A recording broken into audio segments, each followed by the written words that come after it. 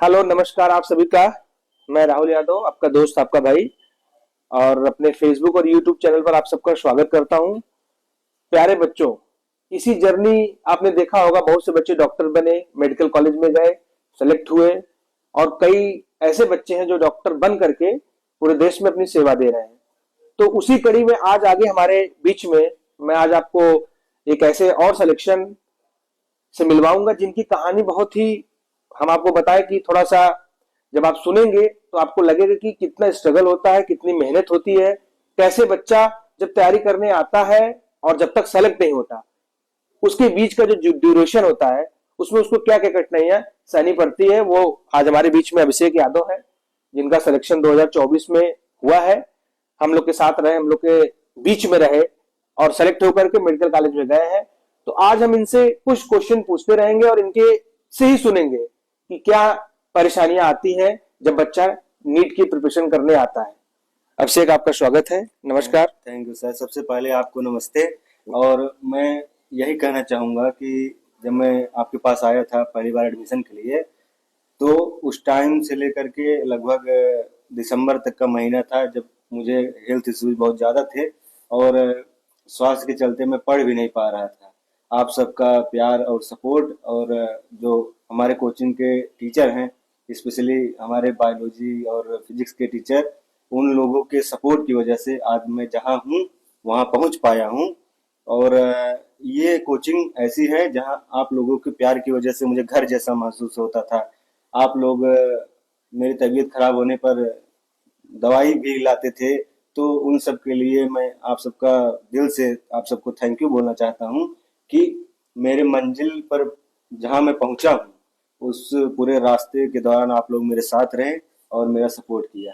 तो अभिषेक, मैं ये जानना चाह रहा हूँ कि भाई आपका कौन सा अटेम्प्ट था। ये सर मेरा छठवां अटेम्प्ट था। तो ये बताइए कि भाई इतना समय लग गया, घर परिवार, लोग, रिश्तेदार, नातेदार, सबको जवाब देना था आपको। यस। कानपुर में आप रहे, तो कैसे कैसे आपने स्ट्रगल किया, कुछ अपनी दास्तान हमारे उन बच्चों को बताइए जो नीट की प्रिपरेशन कर रहे हैं और बहुत परेशान हो जाते हैं कि मेरा नहीं हुआ तो कैसे क्या होगा।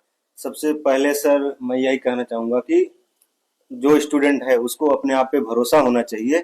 और बाकी जब आपका सिलेक्शन हो जाएगा तो वो उन सारे लोगों को अपने आप ही जवाब मिल जाएगा जो आपके ऊपर डाउट करते हैं। जैसे कुछ लोग होते हैं आपके दोस्त ही होते हैं, लेकिन आपका मजाक उड़ाते हैं कि क्या कर रहे हो इतने सालों से, क्यों नहीं हो रहा है सिलेक्शन। अब बात यह है कि आप अपने तरफ से हर बार कोशिश करते हैं कि आप अपना मैक्सिमम दें, लेकिन कभी कभी नहीं हो पाता है। कभी हेल्थ इश्यूज एग्जाम के 2-3 दिन पहले हो जाते हैं। कभी ऐसा होता है कि आपको आता सब रहता है फिर भी गलतियां हो जाती हैं, जिसकी वजह से आपका एग्जाम निकलते निकलते रह जाता है। तो सबसे पहली बात अपने आप को सेल्फ मोटिवेटेड रखना है। दूसरी बात हेल्थ का ध्यान रखना है। बिल्कुल। तीसरी बात अपने टीचर्स जो बोल रहे हैं हाँ। उन सब की बात को मानना है और अच्छे से पढ़ते रहना है। तो मैं आपसे पूछना चाहूंगा कि नीट की प्रिपरेशन तो सभी लोग कर रहे हैं, यस। सीट हमारी देख रहे हैं कि कम है, उसके संख्या में फॉर्म ज्यादा पड़ रहे हैं, बच्चे अपीयर ज्यादा कर रहे हैं। तो सिलेबस जो इस समय हमारा है, एनसीईआरटी है कि कुछ उससे अलग आ रहा है। नहीं सर, प्योरली एनसीईआरटी है सिलेबस। जो एनसीईआरटी है उसको आपको समझ के पढ़ना है। बिल्कुल। उसके बाद जो आपके टीचर्स पढ़ाते हैं वो वही सिलेबस एनसीईआरटी ही आपको सिंप्लीफाई करके पढ़ाते हैं। उनके नोट्स को और वो जो क्वेश्चंस क्लास में कराते हैं उसको आप बार बार रिवाइज करिए। उसके अलावा प्रीवियस ईयर क्वेश्चंस करिए। आपका सिलेक्शन मतलब होने का पॉसिबिलिटी 100% हो जाता है अगर आप वो सब चीजें करते हैं। बिल्कुल। तो जैसे मैं ये कह रहा हूँ कि मान लो 1 साल 2 साल नहीं हुआ, यस। तो मन में कुछ ऐसी समस्या तो आई होंगी, कठिनाई आई होंगी कि आपको लगा होगा कि यार होगा कि नहीं होगा, तो कैसे मैनेज किया। सर अभी पिछली बार जब मेरा रिजल्ट आया था हाँ। तो मैं रिजल्ट देखा, उसके बाद मैं लगभग आधे 1 घंटे तक रोया था। अच्छा। उसके बाद अपने बायोलॉजी वाले कमलेश सर को मैंने कॉल किया, उनसे बातें की। उन्होंने बताया कि बेटा तुम्हारा इसी बार हो जाता है, लेकिन नहीं हो पाया। थोड़ा कभी कभी ये होता है कि किसी किसी को तुरंत ही मंजिल तक पहुंच जाते हैं, किसी किसी को टाइम लगता है। तो उनकी बातों से मुझे लगा नहीं मैं कर सकता हूँ, तो अच्छा। मैंने एक बार लास्ट अटेम्प्ट दोबारा ट्राई किया। उसके बाद मैं अपना सारा टाइम अच्छे से मैनेज किया, अच्छे से जहाँ मुझे दिक्कतें हो रही थी उसको आइडेंटिफाई किया। उसके बाद फिर मैंने उन सब सारी प्रॉब्लम्स को सॉल्व किया और फिर मैंने इस बार नीट क्रैक कर लिया। अच्छा, तो नहीं, जैसे कि आपका घर कहाँ है, कहाँ के रहने वाले हैं आप? सर मैं जौनपुर जिले में मछली शहर के पास एक है बरई पार, वहाँ पर भी शाहपुर नाम का गांव है, वहाँ का रहने वाला हूँ। और तो आप जौनपुर से चल करके कानपुर में आए और आज अपनी मेहनत के बल पर, अपने दम पर कौन से मेडिकल कॉलेज में हैं आप? सर आज मैं Auraiya medical college, autonomous state medical college Auraiya में हूँ और वहाँ से मैं अपना ग्रेजुएशन एमबीबीएस कर रहा हूँ। चलिए, आपको बहुत बहुत बधाई, आपके पेरेंट्स को बधाई। जब आपका सिलेक्शन हुआ, यस सर। मार्क्स आए, तो क्या घर पे कैसे फोन करके बताया? सर जब जब मैंने देखा कि मेरा उसमें लिस्ट में सेकंड लिस्ट में नाम आ गया है, हाँ। तो मतलब 2 मिनट तक वो जो खुशी मिली थी ना, बिल्कुल। वो जिंदगी में कोई और चीज नहीं दे सकती है। उसके बाद मैं अपने पापा को कॉल किया, सबसे पहले उनको बताया, तो वो मुझे बोले कि दोबारा चेक करो, हो सकता है कि इधर, हाँ। गलत ना देख लिए हो। तो बिल्कुल। मैंने दोबारा देखा तो वहां पे मेरा नाम था, फिर मैंने उनको भेजा। उसके बाद वो भी खुश थे, सबको बता रहे थे। उसके बाद मैं डायरेक्ट कोचिंग में आया था, आप लोगों से मिला और सारे टीचर से मिला।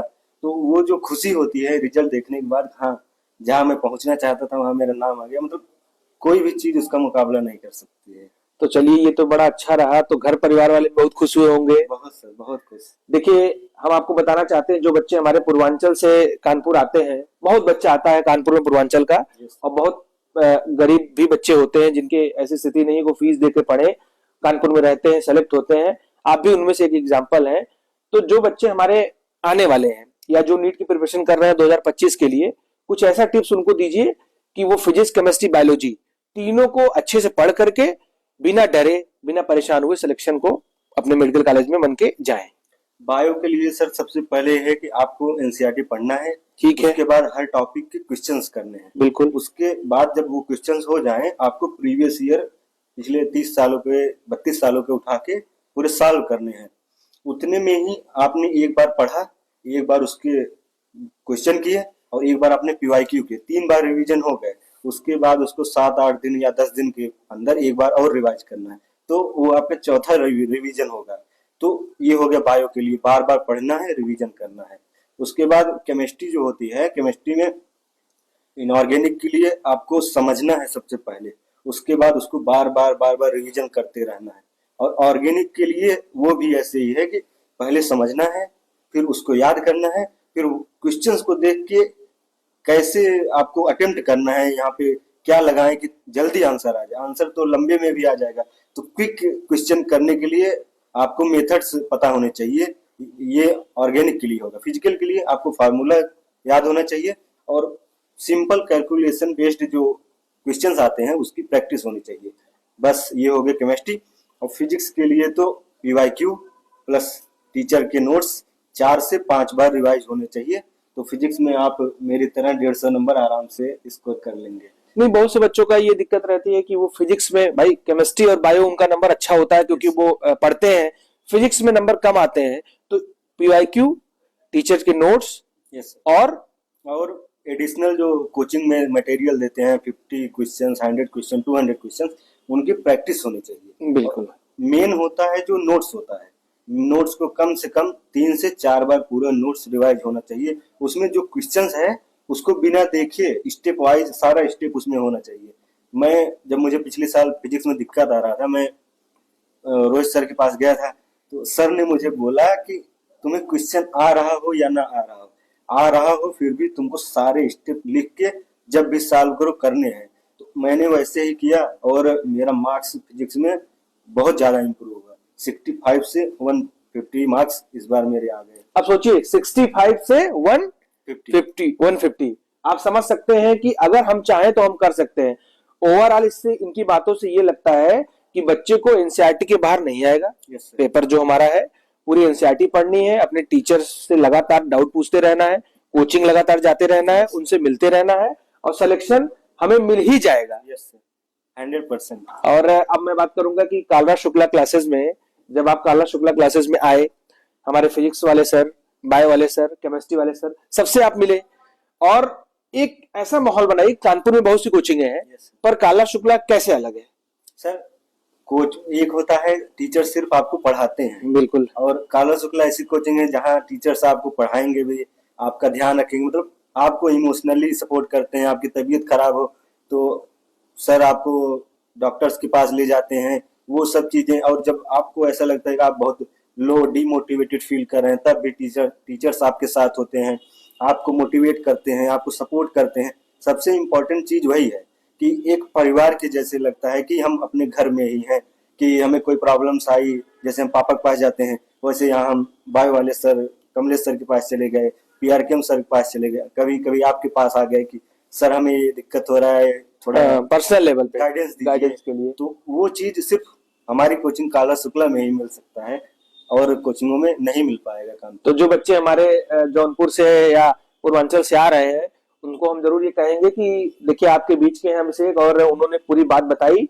तो आप सब भी अगर कानपुर में आते हैं तो एक बार जरूर काला शुक्ला क्लासेस विजिट करिए, देखिए जो बच्चे सेलेक्ट हो चुके हैं उनसे रिव्यू लीजिए, उनके बारे में पता करिए, फिर उसके बाद पढ़ाई करिए। क्योंकि देखिए सिलेक्शन टीचर से या कोचिंग से नहीं मिलता, ये गाइडेंस भी बहुत जरूरी है। वो एक परिवार की तरह जब तक आप काम नहीं करेंगे तब तक हम मेडिकल कॉलेज में नहीं जाएंगे। और अभिषेक, मैं आपसे ये जानना चाह रहा हूँ कि जैसे कि जो टेस्ट सीरीज है, बहुत सी जगह टेस्ट चलते हैं अदर अदर कोचिंग्स में, तो अपने यहाँ जैसे टेस्ट होता था तो वो पेपर एनसीईआरटी से था या क्या सबसे अलग था? लगातार आप तो पूरा पेपर दिए। Yes sir. जी। टेस्ट के लिए सर ऐसा है, जो क्वेश्चंस हमारे टीचर्स काला शुक्ला के देते हैं, वो क्वेश्चंस अच्छे लेवल के होते हैं। अगर आप उनको प्रैक्टिस करके जाएंगे तो आपको, आपका कितना भी दिन नीट में खराब रहेगा फिर भी आप क्वेश्चंस कर ले जाएंगे। बिल्कुल। और कोचिंगों के पेपर्स ऐसे होते हैं कि वो अगर आप उनको करके जाएंगे, हो सकता है टफ आ जाए पेपर, तो आप वहां पे मात खा जाएंगे। तो इसलिए टेस्ट अपनी कोचिंग का देना ही देना है। किसी में हो सकता है आपके मार्क्स कम आ जाए, किसी में ज्यादा आ जाए, उसका टेंशन लिए बिना सारे टेस्ट देने हैं। सारे क्वेश्चंस अच्छे होते हैं, बाद में उन्हीं क्वेश्चंस को रिवाइज करके नीट का पेपर देने जाना है। तो देखिए आपने अभिषेक को सुना, इनके बारे में जाना, कैसे पढ़ाई की जाती है। और सबसे ये बताइए, जब आप सेलेक्ट होकर के कॉलेज में गए हैं तो फिर वहां क्या माहौल है? बच्चे सोचते हैं ना कि डॉक्टर बन गए, अब कॉलेज मिल गया, फिर वहां का क्या माहौल है? वहाँ सर माहौल बहुत अच्छा है। सारे हमारे जो प्रोफेसर्स हैं, ट्यूटर्स हैं, सारे बहुत सपोर्टिव हैं और आपकी बहुत हेल्प करते हैं। और दूसरी चीज, जब आप वहाँ जाएंगे तो आपको लगेगा कि एक सिक्योरिटी महसूस होती है कि हाँ, हमने जिंदगी में ज्यादा कुछ नहीं लेकिन थोड़ा सा तो अचीव कर लिया है, थोड़ा सा हमने जिंदगी में अपनी मेहनत से कुछ प्राप्त किया है। उसके बाद वहाँ जाएंगे, आपको पता चलेगा कि जिंदगी में ऐसा क्या चेंज आ जाता है जब आप एक अच्छे लेवल पे पहुंच जाते हैं। तो और आप जिंदगी सीखना शुरू करते हैं कि जिंदगी कैसे जीना चाहिए, लोगों को कैसे, आप देखते रहते हैं लोगों का दुख दूर करते हैं डॉक्टर पेशेंट्स का, तो अच्छा लगता है देख के। बिल्कुल। देखिए इसीलिए कहा भी गया है कि अगर भगवान धरती पे नहीं आते हैं तो उन्होंने अपनी जगह डॉक्टर्स को ही बनाया है। क्योंकि लोग कहते नहीं डॉक्टर साहब बचा लीजिए, भगवान बचा लीजिए। तो ये अगर यहाँ तक पहुंचना है तो उसके लिए मेहनत भी बहुत लगती है। प्यारे बच्चों, आप सब लोग से मैं यही कहूंगा, जो लोग नीट 2025 की प्रिपरेशन कर रहे हैं, लग जाइए। समय हमारे पास थोड़ा लास्ट मोमेंट पे बचा है, तो टेस्ट दीजिए। यस सर, टेस्ट दीजिए, पेपर लगातार करते रहिए, फुल सिलेबस का टेस्ट दीजिए, और जितना भी आप अब तक पढ़ चुके हैं उसको देखिए। हम कह रहे हैं कि अगर हमको कोई क्वेश्चन का जवाब नहीं देता है तो अब तो हम इतना पढ़ चुके हैं कि हम खुद भी तो सेल्फ स्टडी कर सकते हैं। इतने साधन है, तो किसी के भरोसे रहने से कोई मतलब नहीं है। आप अपनी कोचिंग पे भरोसा करिए और खुद पे भरोसा करिए, सिलेक्शन आपको जरूर मिलेगा। ऐसे बहुत से वीडियो मैं आपको दिखाता ही रहता हूं लगातार, और अभिषेक भी आपके बीच में आई गए हैं। तो अगले वीडियो के साथ मैं फिर आपके साथ आऊंगा। तो हमारे चैनल को सब्सक्राइब करिए, लाइक करिए। धन्यवाद। Thank you sir.